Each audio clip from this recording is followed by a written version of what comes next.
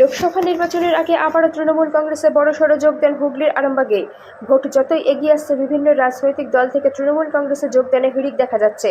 শনিবার দুপুরে আরামবাগ ব্লক পাড়া তৃণমূল কংগ্রেসের দলীয় কার্যালয় গোঘাট ২ নম্বর ব্লকের কুমারগঞ্জ থেকে ২ জন পঞ্চায়েতের নির্দল সদস্য সহ ২০০টি পরিবার তৃণমূল কংগ্রেসে যোগদান করল।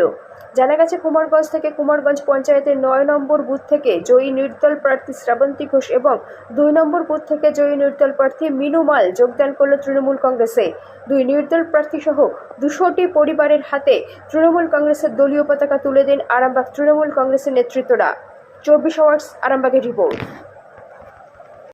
আমাদের যারা ভোটে জিতেছিল তাদেরকে আমরা তৃণমূল কংগ্রেস পরিবারে আমরা বরণ করে নিলাম।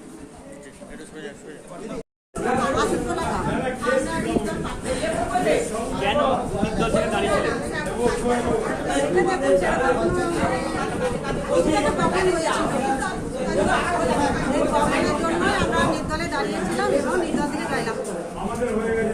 এর আগে কি পঞ্চায়েতে দাঁড়িয়েছিলেন? এর আগে পঞ্চায়েত সমিতি ছিল 5 বছর, তার আগে পঞ্চায়েত মেম্বার ছিলাম 5 বছর এবং আমি দুবারই জিতেছি, দুবারই বিনা প্রতিদ্বন্দ্বিতায় জিতেছি। আপনার গ্রামের নাম? গ্রামের নাম বাসুপুর। কোন গ্রাম পঞ্চায়েত থেকে দাঁড়িয়েছিলেন আগে? আগেরবার দাঁড়িয়েছিলাম আমি হচ্ছে রিয়া আর আর এবারে কোন গ্রাম এবারে পঞ্চায়েত? আমি আসলে আমাদের কোথায় দিক থেকে দাঁড়িয়েছি গ্রাম পঞ্চায়েতের নাম? কত ভোটে জিতেছিলেন? এবারে ভোটটা মানে একটা ভোট কাটাকাটি হয়েছিল, শর্টেরই ভোটে আমি জিতেছি।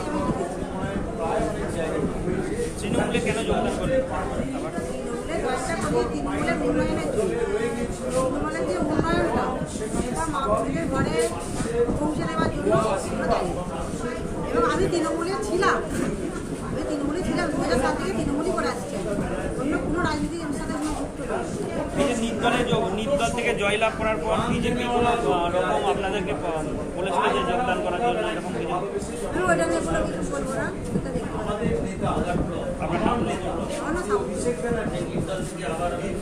কোন সংসদ থেকে দাঁড়িয়েছিলেন? সংসদ সদাই 9 নম্বর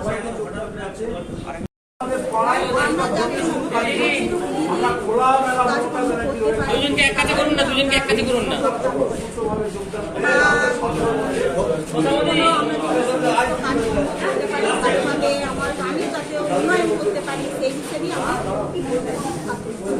মান অভিমানে কি নির্দল থেকে দাঁড়িয়েছিলেন?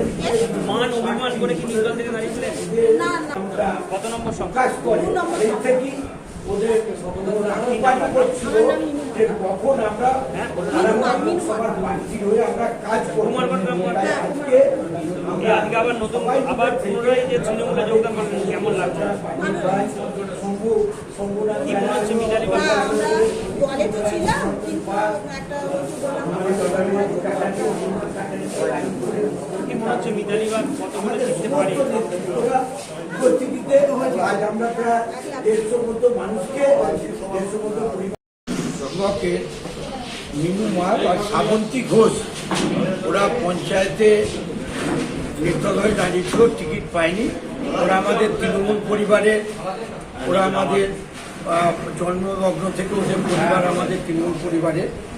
যেদিন গণগর্জন সভা হয় অভিষেক বন্দ্যোপাধ্যায় যেদিন আমাদের আরামবাগ লোকসভার প্রার্থীর নাম ঘোষণা করে, আপনারা জানেন যে সেই দিক থেকে ওরা করেছিল যে আমরা তৃণমূল কংগ্রেসের হয়ে আমরা ভোটটা করব, যে মিতালি বাগকে চোরাফুট চিহ্নে আমরা ভোট দেবো। মাননীয় মুখ্যমন্ত্রী মমতা বন্দ্যোপাধ্যায়ের আশীর্বাদ ধন্য প্রার্থী, তাকে আমরা জেতাবো। সেই ওরা অপেক্ষা করেছিল, সেই দিন আজ অবসান হলো।